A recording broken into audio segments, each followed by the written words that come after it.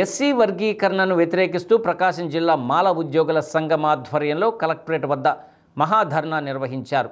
ధర్నాలో పాల్గొన్న వారంతా బిఆర్ అంబేద్కర్ చిత్రపటాలను పట్టుకొని వర్గీకరణకు వ్యతిరేకంగా నినాదాలు చేశారు. ఈ సందర్భంగా మాల ఉద్యోగుల సంఘం రాష్ట్ర అధ్యక్షుడు టి అశోక్ బాబు మాట్లాడుతూ ఎస్సీ వర్గీకరణపై రాష్ట్ర ప్రభుత్వం దుర్మార్గమైన నిర్ణయం తీసుకుందని విమర్శించారు. రాష్ట్ర అసెంబ్లీలో కేబినెట్లో వర్గీకరణ ఆమోదించుకున్నప్పటికీ మండలిలో ఎందుకు ఆమోదింపజేసే ప్రయత్నం చేయలేదని ప్రశ్నించారు. కౌన్సిల్ సభ్యులు వర్గీకరణను ఆమోదించకపోవడంతో ఆర్డినెన్స్ తీసుకువచ్చారని తెలిపారు. ముఖ్యమంత్రి చంద్రబాబు నాయుడు వర్గీకరణ పేరుతో మాలలనే కాకుండా మాదిగలను కూడా మోసం చేస్తున్నారని విమర్శించారు. గతంలో వర్గీకరణకు సంబంధించి ఆర్డినెన్స్ తీసుకువస్తే జాతీయ ఎస్సీ కమిషన్ కొట్టివేసిన విషయాన్ని ఆయన గుర్తు చేశారు. ఎస్సీ వర్గీకరణ చెల్లదని సుప్రీంకోర్టు కూడా కొట్టివేసిందన్నారు. జనగణన లేకుండా వర్గీకరణ ఎలా చేస్తారని అశోక్ బాబు ప్రభుత్వాన్ని ప్రశ్నించారు.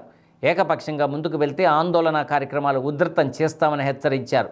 ఈ కార్యక్రమంలో మాల ఉద్యోగుల సంఘం జిల్లా నాయకులు మల్లికార్జున, పాలడుగు వివేకానంద, న్యాయవాది బాబురావు, ఐఎల్పీ అధ్యక్షుడు దాసరి సుందరం, ఎర్జర్ల రమేష్, శాంతారావు తదితరులు పాల్గొని ప్రసంగించారు.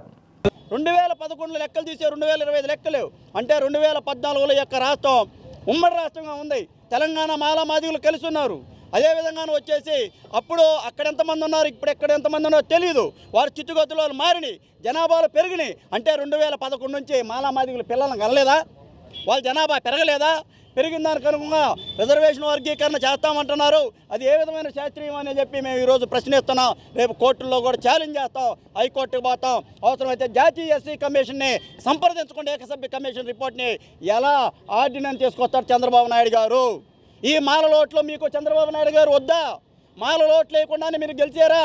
కేవలం మాదిగులకి మీరు న్యాయం చేస్తామని చెప్పి మాదిగులను కూడా మోసం చేస్తూ ఉన్నారు. కనుక ప్రియమైన మిత్రులారా, ఇది రాజ్యాంగబద్ధమైన వర్గీకరణ కాదు. అదేవిధంగా ఇది సుప్రీంకోర్టు ఇచ్చినటువంటి వర్గీకరణకి అసలుకే లోబడే లేదు. అంటే వర్గీకరణ చేయాలన్న చిత్తశుద్ధి కూడా చంద్రబాబు గారికి లేదు. ఇది ఒక మోసం చేయటం. మాలా మాదిగలకి తండుకుతా ఉండే తాంబూలం ఇష్టం ఉన్నట్టు ఒకదేగకుండా ఈ యొక్క దళితులు ఐక్యం కాకుండా రాజ్యాధికార దిశగా ముందుకు పోతారని చెప్పి కుట్రతో ఈ యొక్క చంద్రబాబు నాయుడు గారు ఈరోజు ఈ యొక్క ఆంధ్రప్రదేశ్లో ఆర్డినెన్స్ తేవటం చాలా సిగ్గుచేటని చెప్పి మీ అందరూ కూడా తెలియజేస్తా ఉన్నాను.